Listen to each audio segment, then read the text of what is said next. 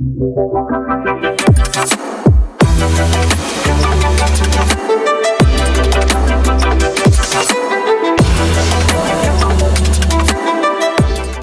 guys, it gives me a great pleasure to welcome you to the Watering Hole.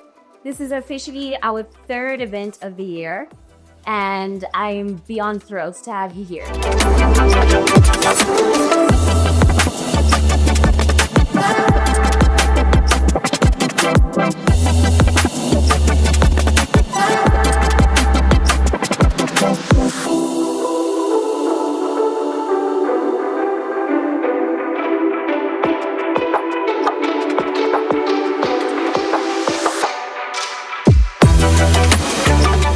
So one of the things that I can absolutely see tonight is that we have new faces.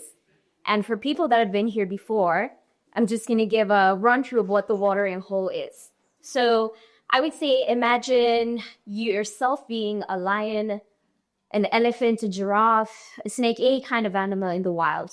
When you need nourishment, you go to this watering hole, right? And this is basically what this space is. We come here once a month. We talk about different sectors and business. And this is basically where we get nourishment. But in the streets, really, this is a business support this. Also, part of the watering hole culture, since it is the watering hole, is to have a drink in hand. Yes, you don't sit here thirsty.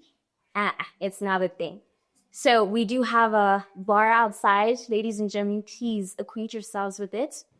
If you are also hungry, please know that there is a very, very plentiful menu for you. Great food to have, and that is very much allowed. You're in a safe space. Don't be shy. But besides me introducing what the watering hole is, tonight we're actually going to be talking about a topic that is very dear to me, the creative economy. And I think that is absolutely important for us to have spaces where we can have conversations that are raw, unfiltered, and insightful, which is another thing that the watering hole is all about. We don't like to fluff things. So sometimes when we go to like these business meetings or networking events, you walk out feeling like the biggest dreamer, but you actually don't have a plan of action. And then that's where we get stuck. So this is why we have this space here, because we want to take away the fluff. We want to be honest and say, you know what? My dream is this, my career path is this, and at the end of the day, I'm experiencing 1, 2, and 3, and everyone else says we can help you in a certain way. And like I said, it's a support group. So, ladies and gentlemen, considering the creative economy in our country today, we have 2 very, very, very good speakers tonight. Our first one is going to be Mr. Arnold Mohapi. I don't know. Do you guys know Arnold? Yeah. Okay. I'm going to ask a few people. What do you know about Arnold? He knows how to make money. Period. Yes. Which is why we asked Arnold to come, because we want to make money. Also, we want to build a creative economy. So tonight, Arnold is going to share his story, which I'm so happy to introduce him to you. Mr. Arnold Mohapi, please come and share with everyone what a brilliant man you are.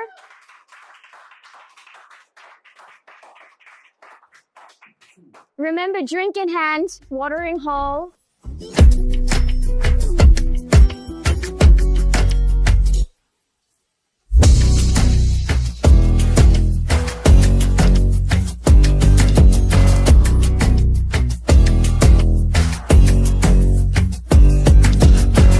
Hi, everyone.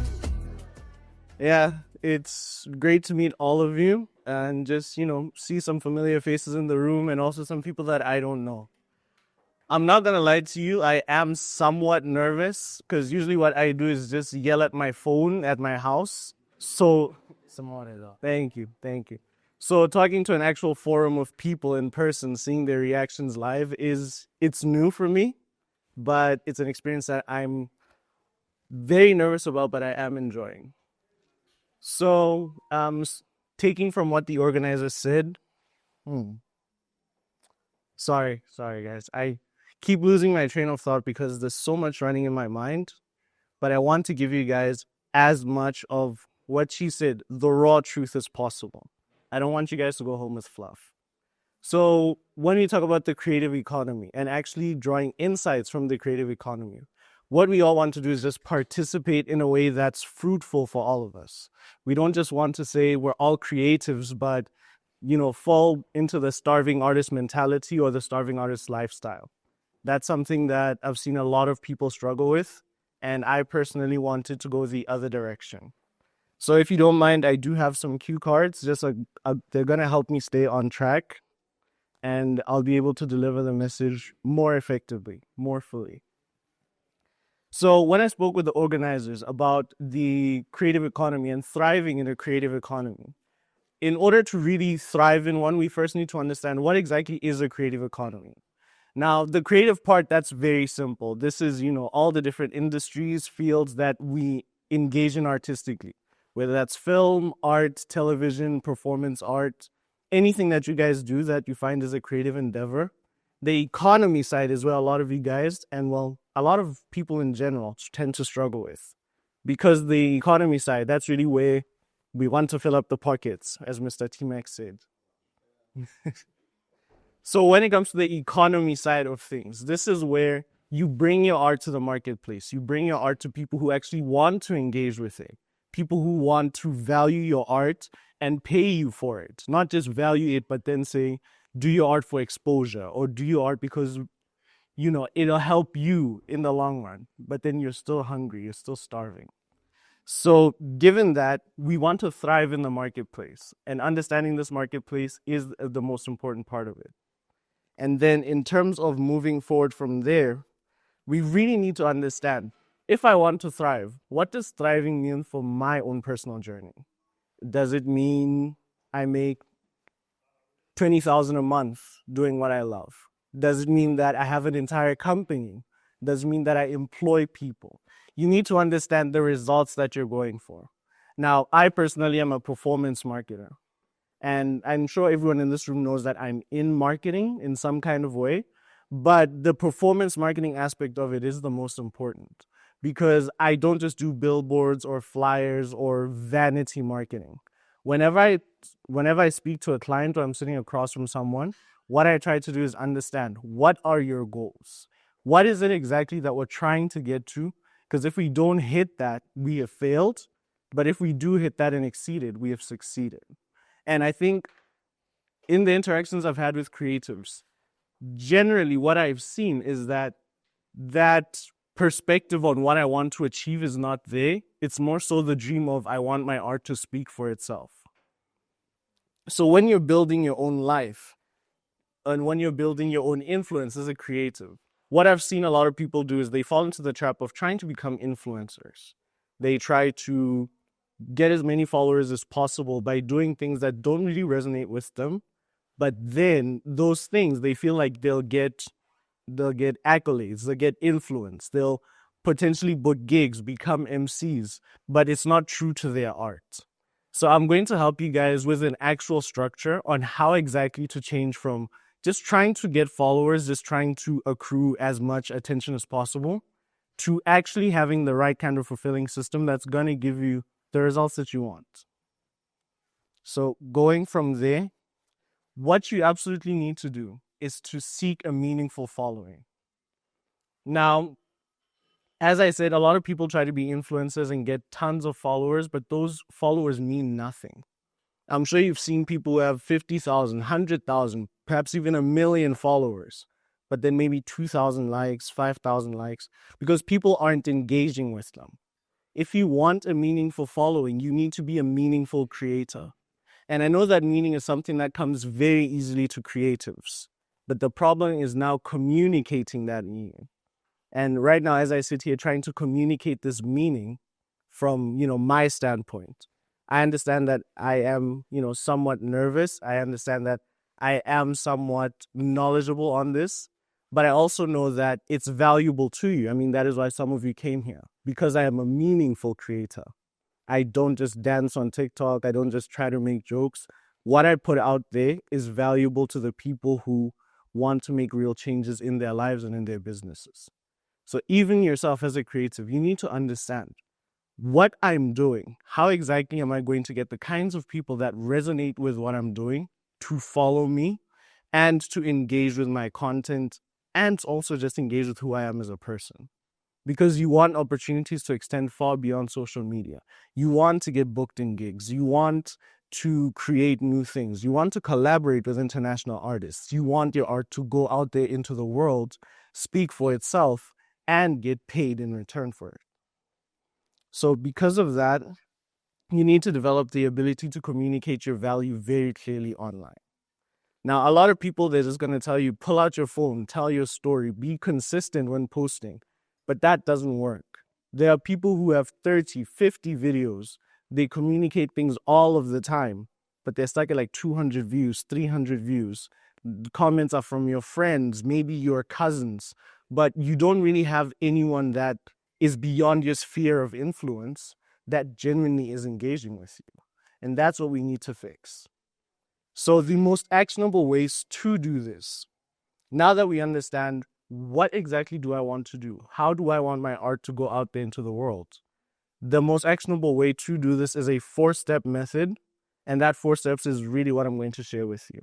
This is me avoiding the fluff that the host spoke about and me telling you exactly what you need to do. So the first thing that you need to consider is your visibility. Does anyone know you? Okay. So the first thing that you need to consider is, does anyone know you? Now, if you have like 2,000 followers, 5,000 followers, let's be honest, no one really knows you. It's probably your friends, a couple of fake accounts, maybe some people you met when you were traveling, but you don't really have a solid following. Then even if you put your art out there, yeah, your friends will support you. But let's be honest, most times our friends aren't our ideal customers. Our friends aren't the people we're trying to connect with. And as you try to build a reputation in whatever creative endeavor you're in, you need visibility from the people who want your skill set, who want what you produce. So in terms of visibility, the major thing that you need to work on is becoming known. Now, a very simple example, I want to pull from the world of fashion and fashion design, because I believe it's an example that all of us really and truly understand. And in as much as this example is for fashion design, we can translate it to so many other different things. So visibility is when people see you. That's what you need to work on. But when people see you, why do they come back to you? As a fashion designer, why are your designs special? Let's say you took a fashion design course, but you're sitting at home, you have a sewing machine, you want to book gigs, but no one knows you. Why should I come and get my dress from you instead of Hoyama Chining or buying a dress from Shein? What is it about you that makes you different? What is it about your creativity that gives you that edge? And then you lean very heavily into that in your content. Now, the visibility side of it is that as you lean into your edge from a fashion design standpoint, what you try to do is ride waves. Social media is a space of waves. We all know this. The things that were popular last year or 2 years ago, no one's really considering them now. In fact, if anyone tries to make content using Snapchat filters, they're outdated. No one really does that anymore. So you need to be able to get on waves. A very easy example for a fashion designer. I know that those guys were discussing soccer recently, and I'm sorry to the Arsenal fan. I heard that they really get on your case. But for anyone who's a fan of Kaizer Chiefs, I heard that you guys won a huge game. Is that the case, or am I losing the plot? Okay, that is the case. Thank you. So for anyone who is a fan of Kaizer Chiefs, you guys would see that social media was in a huge storm. So what you can do as a fashion designer or as someone who does makeup or someone in the creative field, you can design a dress using Kaizer Chiefs colors and then just ride that wave. Because it's one of those things that showcases your edge. People aren't thinking of a Kaizer Chiefs dress. So this is how you show your difference. And because you're riding that kind of wave, that's what gives you visibility. You have to start thinking about presenting your art outside of the box, not necessarily, this is what I do, this is how I do it, these are my numbers, if you want a quotation. People don't watch that content. You don't even watch that content on your own. As soon as you see that video, you just skip over it. So why should people come back to you? How are you holding people's attention? That's the visibility, and then that's the edge. Now, if you're thinking right now, okay, why would I make a dress for Kaizer Chiefs? It's against my brand. I'm going to be honest with you. You don't have a brand. If you have 5K followers, you do not have a brand. No one knows who you are unless you're fully booked, unless you're busy, unless your calendar is full and your bank account is full. You do not have a brand. Now is the time to experiment. So as you build up towards having a brand, experiment with very many types of content. You can do very different things. The Kaizer Chiefs thing is just one example. Or if you're a fashion designer, the Met Gala just happened. A lot of people liked the looks. A lot of people complained about some of the other looks as well.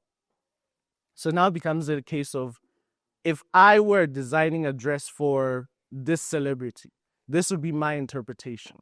Now you're riding the wave of the Met Gala.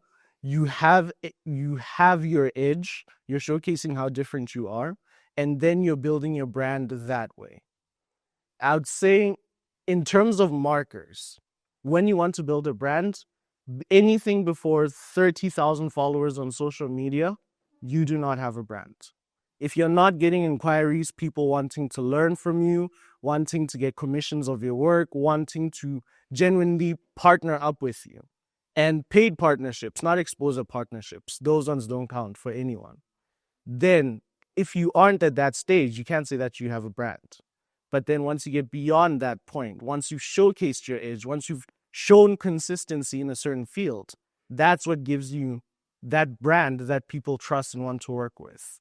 And it's very, very, very important to be consistent with your content production. Now, I know that a lot of people tell you consistency, post every day, that's how you grow on social media. And that's just not the case. I've worked in social media for 7 years. I can tell you, I've seen a lot of people post continuously, consecutive posts, just trying to get out there. But the message never translates. The reason why consistency is important is not so you can beat the algorithm. It's so that when that one video pops off, when that visibility that you've been trying to acquire, you finally have it, someone will come back to your page, they'll review all of your content, and they'll be able to see that, this person has actually been talking about this for the last 3 months, 6 months, 1 year. This is someone who's fully invested. Because the other side of that is, I'm sure you guys have friends where 3 months ago they were selling Herbalife, 6 months ago it was Tupperware, now they're selling perfumes. There's no consistency in that person. And if there's no consistency in that person, you wouldn't trust that whatever they're selling is in your best interest. You wouldn't trust that they're an expert. So consistency is important, not just because you're going to get the followers or beat the algorithm someday. It's so that when your content gets in front of the right person and they're reviewing who you are, you have an online reputation. And that's where you can springboard from the brand into a business. So when people send you inquiries, and I'm sure people send inquiries all the time and then they ghost you or those kinds of things. But let's say someone is genuinely interested. They want a dress from you. They want to commission a work from you. Do you have a system where this person can come in, you can build them, invoice them, you know how to create this, and then they can come out at the other side as a customer with the finished product? If you don't have that system and you're hoping that, let me just post and see what happens, the seeing what happens is why you are where you are right now. The seeing what happens is why you don't have a brand, you don't have a business. No one really cares for you. And I don't even mean that in a harsh way, but no one cares for you because you haven't given them anything to care about. So once you give people something to care about, and when they try to work with you, you have that defined system. That is the best and easiest way to use your social media influence to put your creativity out there into the world and become a genuinely active participant in the creative economy. So, thank you. Thank you, sir. Very. All right, guys. How fantastic was that? Yes. Honestly, I think that was rather insightful because I think a lot of people don't really know the steps.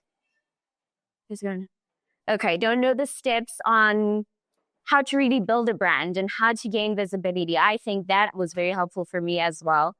And I guess later in the night, we'll also have a conversation about what you guys do, how this was helpful for you. But right now, after this chat, we are going to take a 15-minute water break so you guys can get to know each other a little bit. And then we're going to hear from our second speaker, the man with the voice. Yeah. And then also, if you haven't done the name tags, please get to that because they're still going to count towards the night. Yes. Water and Hole. Where are your drinks? Where are your drinks? Let's round of applause for Mr. Mohapi, right? Yes. Thank you. All right.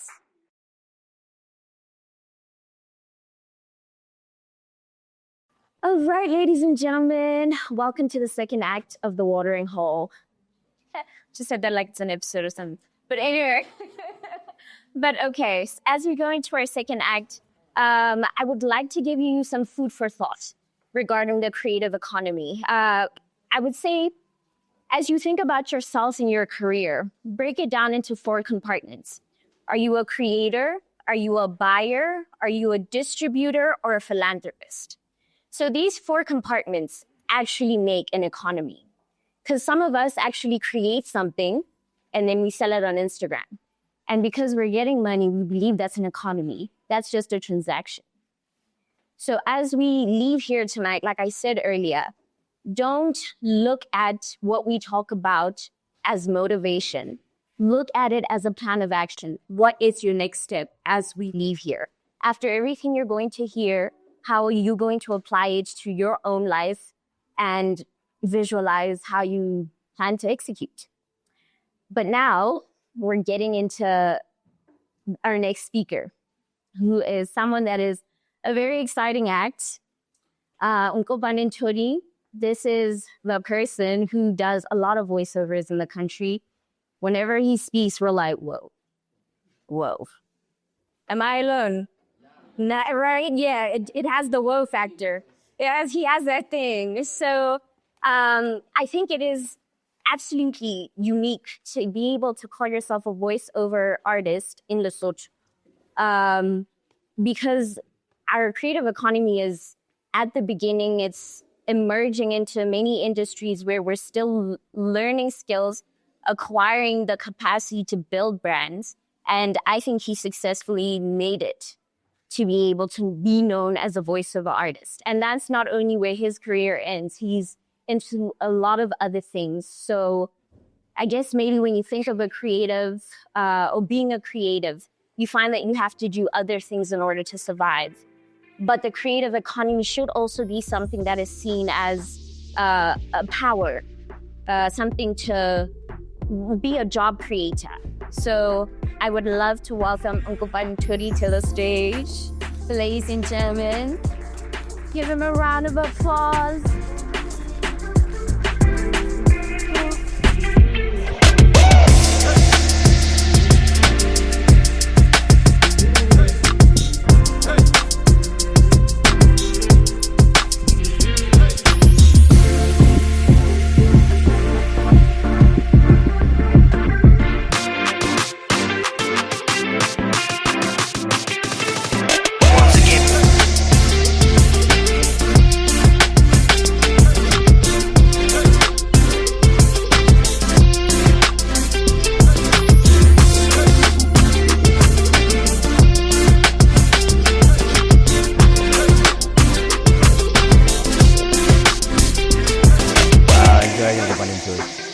I am also known as Party Polo, and it's because my middle name is Paul. It's no fantastic story. I have a friend of mine called Bakul. He calls me the life of the party, and he gave me the name Party Polo. I also drive a Polo now, so I'm also Party Polo ×2. I am often long-winded, but I've been given 15 minutes and so I want to try to be as concise, but as honest and as unfiltered as I possibly can. I've always known I wanted to be in the entertainment scene. I never knew in what capacity, so I didn't limit myself. I tried it all. And I continued to try it. When I was asked to speak here, I had to sit down with my thoughts to think when I actually took the first step. And I had to relive a bunch of traumas because I was asked to be as raw as possible and as honest as possible. So I've been doing this for, I'll say 10 years now. It started in my last year of high school, actually. I went to Machabeng at the end of my high school. I went to Machabeng, and Machabeng is quite big on creativity and the arts. But what's the biggest thing in Machabeng is poetry. So in Machabeng, the poetry club, if you're not in it, you're not that guy. I wasn't in it. But I did join one poetry show, and it allowed me to acquaint myself with some people like Tawo. He was part of the poetry club. I think he was the president of the poetry club at some point. Fair enough. And I realized so many of my peers are musicians in their own right. We have singers, we have rappers, you have this. So I collaborated with a classmate of mine called Nkopane Ntholi, and we started what was known as Nkopane Ntholi Music. We had a record label. You remember this? We started a record label, and ours was to manage these cats, and we had a few guys in it. We had McDice. You guys might know him as Munki Mucholopane now because he's a serious guy. We had Sichaban Tunya. He was Stunner Man, A-Man. He was the coolest guy I could ever meet. We had a bunch of guys in there. We even had some DJs. And when, if you guys were familiar with when Vodacom Superstars was still a thing, there's a guy who won it at a point, DJ Vesta. DJ Vesta was a grade behind me. And we're like, this guy is our ticket to the big bucks. We got to get him. So we started managing DJ Vesta, and we would go with him to gigs. The first time Giwana Bo Maria Mabasotho is because he was performing there. And we had a time. And I remember every Friday after school, I would go to PCFM so I can talk to DJ Dog. I believe they were Juan Daud or something like that. I think that's his real name. I'll talk to him so I can submit DJ Vesta's mix for the weekend. And I'll keep my entire family up so we can vote on Facebook. So my man wins that day. And I went to Ultimate and all these radio stations to get my other artists to be, playing and getting airtime. And the reason Nkopane Ntholi Music doesn't exist now is because trial exams began, and I realized there's no time for this. I'll have to tell a whole different story to my parents. But it was an interesting journey, and it gave me a lot of insight into sort of how the music industry works, and just really how kind of not easy per se, but how possible it is to start to penetrate and start to get music out there. And we have Nadeti Mac being here. There were people like GGF from Machabeng. So I came from a really good musical background in terms of the schooling I went to. And the one thing I want to impart today is that as I went through this journey and as I continue to go through this journey, is each chapter came with a lesson. And fortunately or unfortunately, I saw the lessons after the fact.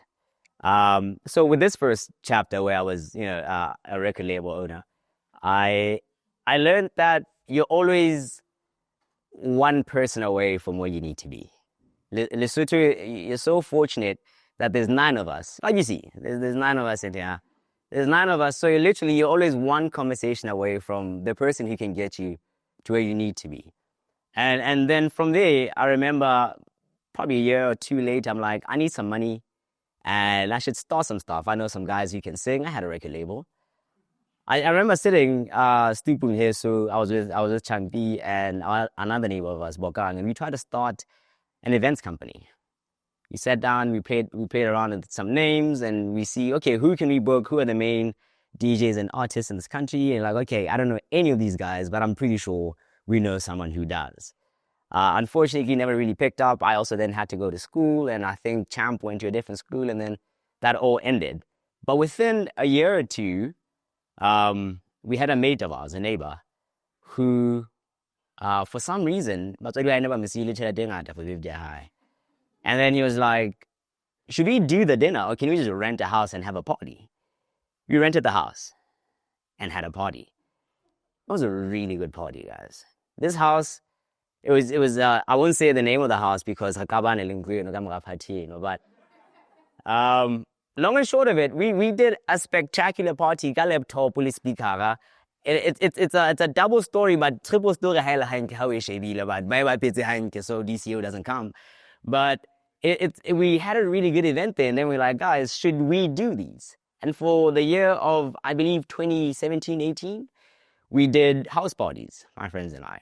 We did 3 house parties. We did one back at home, we did one here in Loa Tatane, and we did one at race course. Each one was better than the last. There was a lesson in each one. My favorite one was the race course one, but the most dramatic one was the Loa Tatane one. Someone broke a window. There was a person who snuck out and said they came to this party. Their mother then came and said they're calling the police if we don't bring their daughter out. She was never there. She went to Cuban Links. But we learned, okay, there are contingencies that we need to put into place and know who's here. And it was a really good year. And in that, I learned that when you're in this kind of business, when you're in the event space particularly, actually, you can't work with everyone.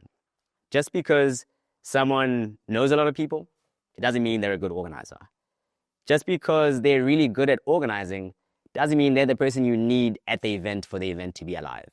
And just because you guys are friends doesn't mean you should go into business together.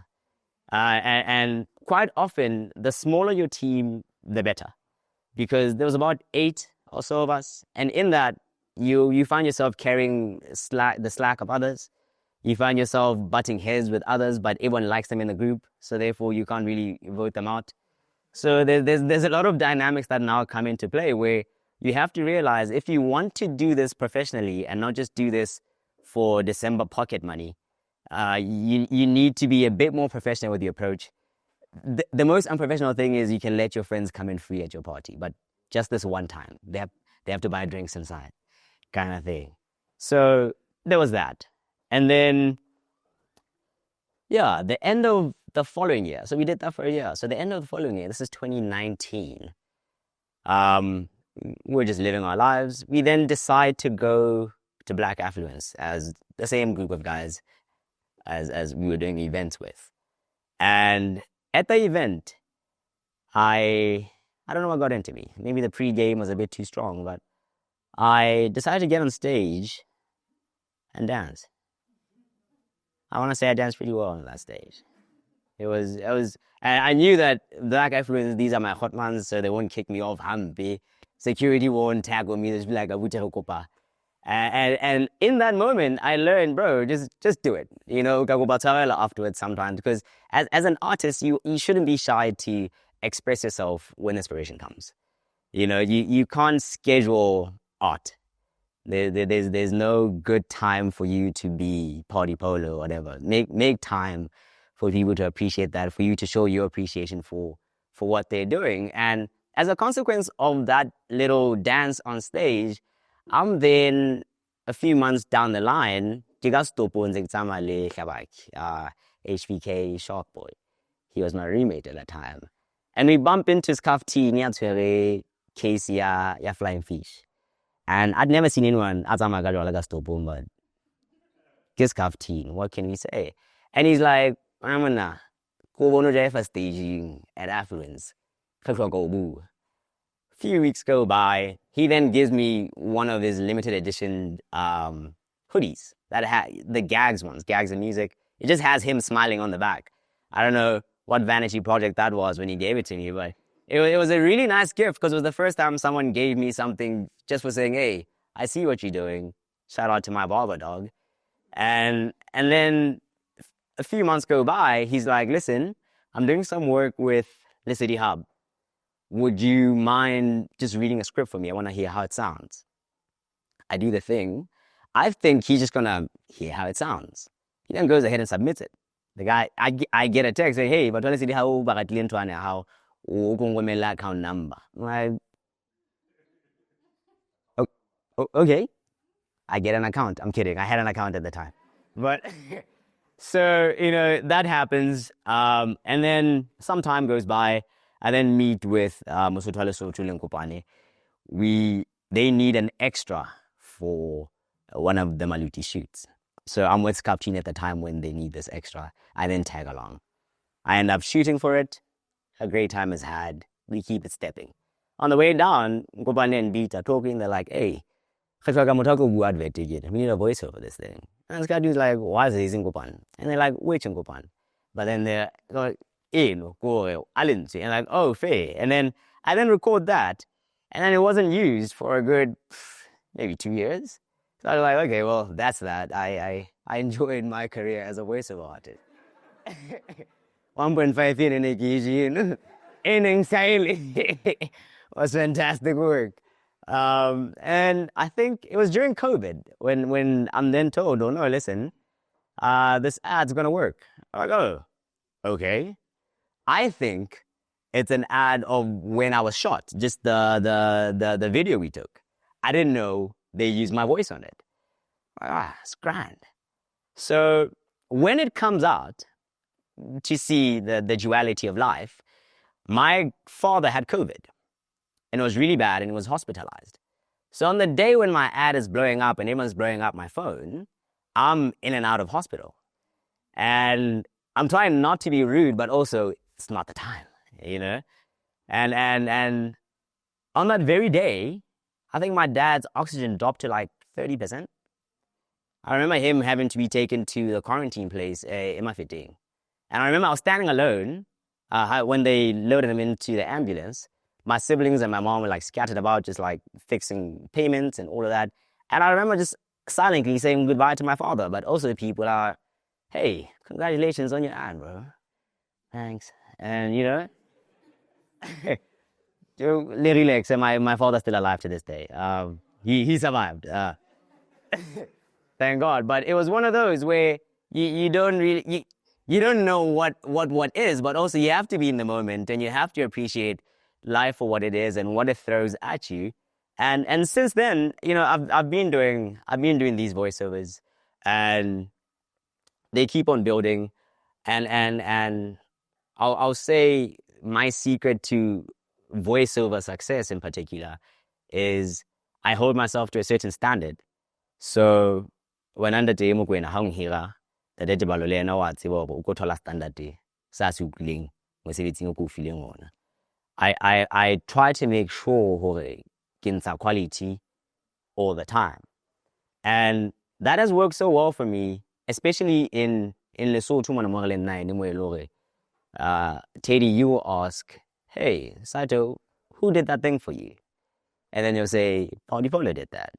And then I'll then do it for you. And you're like, that's some quality. It was easy to work with. He did a really good job. And then it becomes a return thing. You're like, yeah, this is someone I can work with.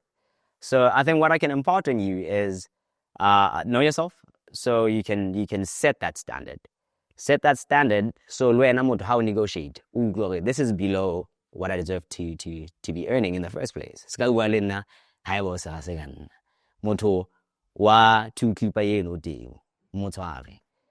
You know, hold yourself to that standard because we have to live off this bag, you know, and people think just because you're creative, all you're looking for is exposure.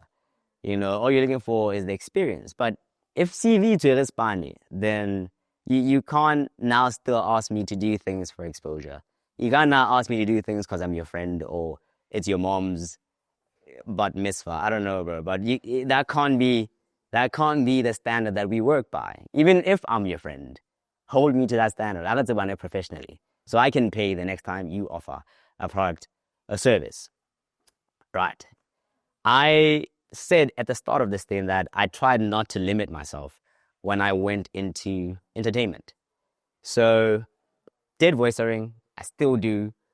But then in my second to last year at varsity, we'd play around with my friends and mimic radio presenters. We do all that shit and it'd be really fun. And we were like, guys, we should go to Dope FM. So I went to NUL. We're like, we should really go on to Dope FM.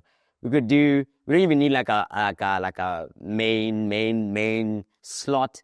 We could do the 3 hour, the graveyard shift.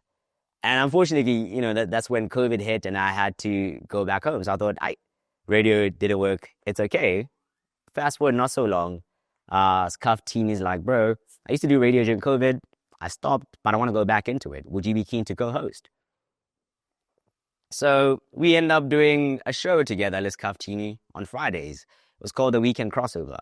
And what a time was had. We would, obviously, we do it on Sky Alpha HD, so we would do it online. But then we'd also do a Twitter space while we're doing it, and people engaged. It was just like a really interactive engagement.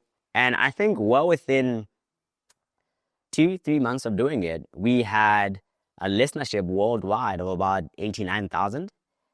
And I was like, okay, these are like really fantastic numbers, and they speak quite clearly to the quality that we're putting out. And we did that for a strong minute, and then it kind of died out. Life got too busy. I was doing one too many gigs. Scafty Lane was doing one too many jobs, and then we stopped doing it. But then in very little time, I then started doing radio with Mr. Fire here. He was doing First Fridays. So he would ask me to come in just on the first Friday of the month, and I would co-host with him. And then that built into us doing what is now known as the Continental Breakfast Show. And we go on Saturdays and Sundays, 6 to 9 a.m. And contrary to popular belief, it is the biggest show in the country, statistically speaking. We have 220,000 listeners per episode. So that's Saturday, that's Sunday. It's in a weekend. Saturday, Sunday. We have on average 220,000 listeners per episode. I'm mentioning these things to show that as a creative, as a scammer, or you're just a fashion artist, or you're a musician, or this, you can be all those things. Just do it well. That's all you have to do. Just, put as much effort in each of your crafts, or don't try it at all. If you're not going to put the work in, then it won't work out, is what I can say. And there's a story I remembered while I was prepping for this. 2 stories. One is from Shawaki's dad. Shawaki's dad, when Shawaki had recently just gotten his license. No, he hadn't got it. He had his driver's. Shawaki's dad, at the time they lived in Masari East. He's like, Kekoko, we said Tepena Magabi. Shawaki, haso yumanate handle. Ovaya ka Hilux. Tamaleno. Okay, go. Detail to a point lore. Triangle is hanging off a thing. How many tikara? Shawaki's dad is like, if I go, he said Tepena Magabi.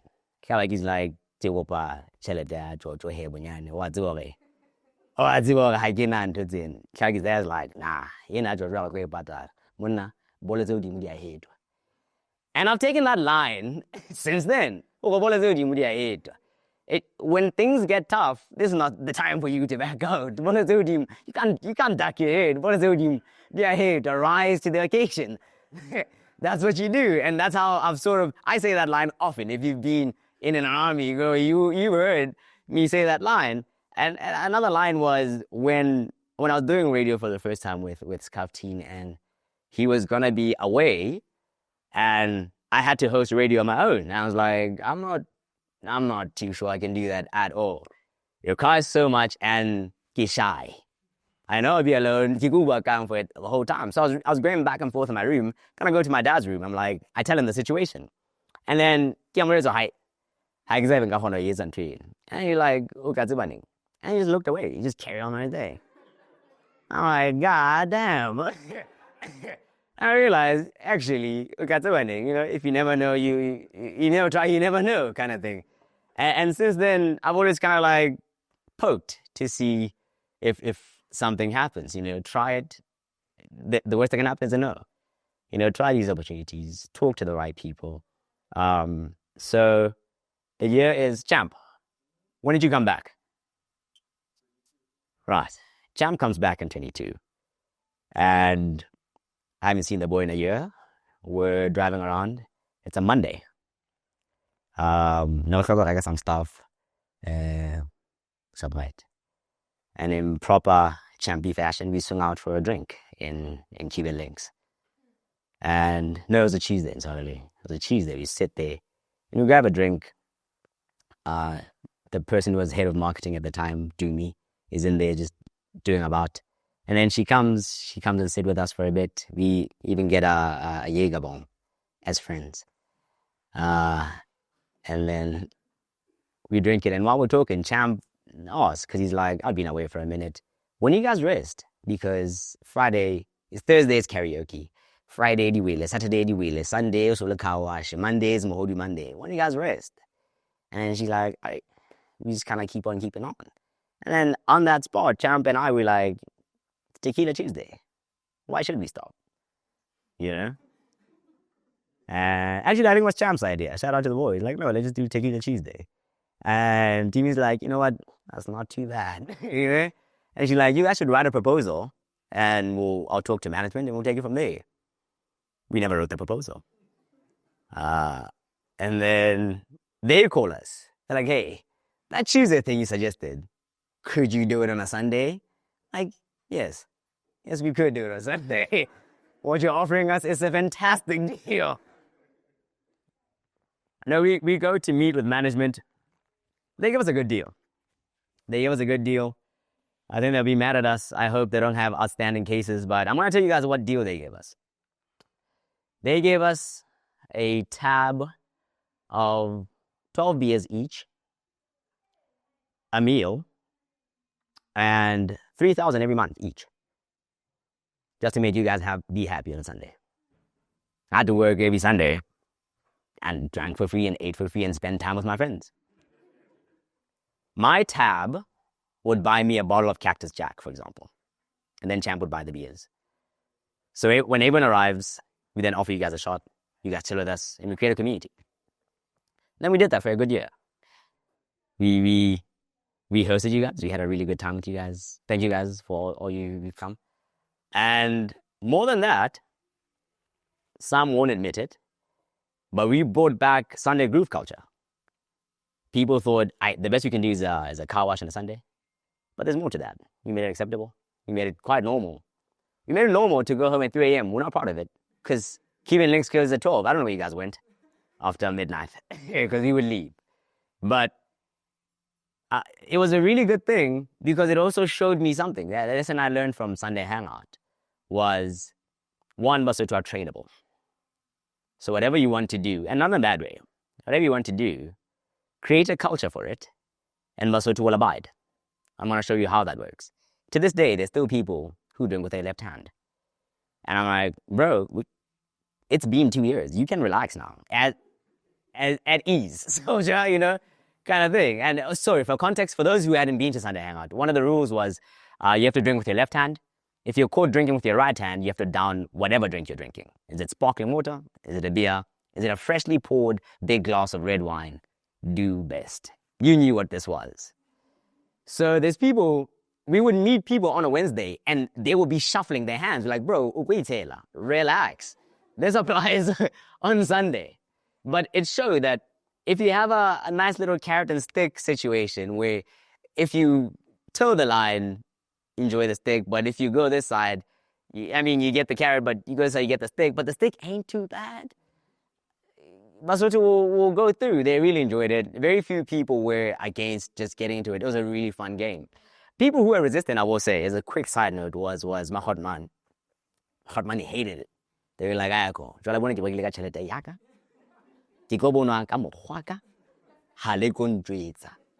And how we went around that was we would make, usually they would come there with like a lady.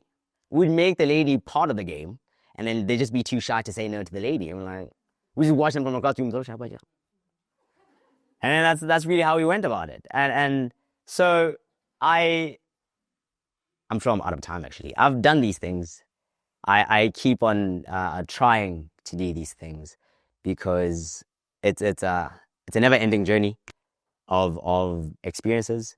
It creates a really good community. You learn a little bit from this and that. And also you learn that you can do a little bit of this and that. And I think what I can say is know your value so you can set the standard, but don't be closed off to new experiences. Don't put a price tag at the front of everything. You know, allow yourself to learn. If there's someone you know who's doing this and you want to get into it, take the time to be in their space. Take the time to be an apprentice and hear it out, see what it can be. And when you think you have just a bit of enough, try it on your own, but don't burn bridges. Have him there as a backup. Try it on your own. Set your own prices. You know, you could be charging $20. You could do it for 60. See what it goes. Poke the bear and see. You know, because I'll tell you this, the people who pay for our services, being the corporates in this country, they don't want to pay. But if you deliver in quality and you're the one who can do the job, they will pay. You know? So, and there's guys who just pay upfront. There's guys who will try to negotiate you. It's the ones you least expect that actually try to negotiate you, which is very unfortunate. The main corporates in the country try to negotiate me. UNDP, when I did the experience elevation ad, they brought me in, they gave me a brief. I did the first draft. They're like, this is a bit too fast. Can you slow it down? Slowed it down. Like, this is fantastic. Send your invoice. I did. They paid me 12,000 for that. Quick, clean, no negotiation. Ko habare, the accounting. No, there was none of that. There was none of that, you know. It was a quick transaction, and people will pay for quality in this country. So put out the work, put out the quality, try stuff. You don't have to do everything. You can be really good at one thing, like just really good at it, and that's okay. Be really good at that one thing.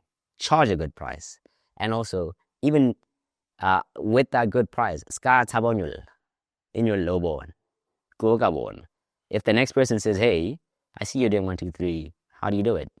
Don't hold it. Worry it. I get quality. They're not gonna replace you. On quality, you know, in there. And that's all I have for you guys.